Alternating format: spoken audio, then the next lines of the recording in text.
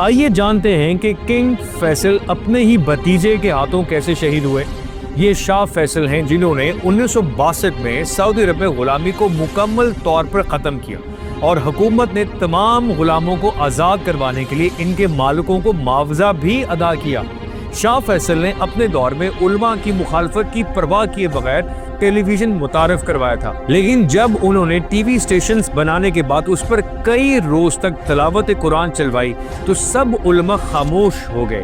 یہی وہ شاہ فیصل تھے جنہوں نے عرب اسرائیل جنگ کے موقع پر امریکہ کی تیل کی سپلائی مکمل روک دی تھی، اور پھر چیختا چلاتا ہنری کسنجر سعودی عرب آ کر ان کے قدموں میں بیٹھا نظر آیا۔ شاہ فیصل نے ہنری کسنجر کی آنکھوں میں آنکھیں ڈال کر کہا تھا، ہم عربوں کو اتنا تنگ بھی مت کرو کہ ایک روز ہم مجبور ہو کر اپنے تیل کی کنوؤں کو آگ لگا دیں اور ایک بار پھر سے خیموں میں جا کر رہنے لگے۔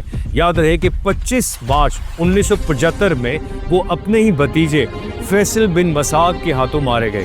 فیصل بن مسعود کا معنی تھا کہ کنگ فیصل نے سعودیوں کو ماڈرن بنایا ہے اور ہماری غیرت کا جنازہ نکال دیا۔ کہا جاتا ہے کہ جب انہیں گولیاں لگیں اور وہ شدید زخمی تھے تو ان کے آخری الفاظ تھے، اس لڑکی کو معاف کر دینا۔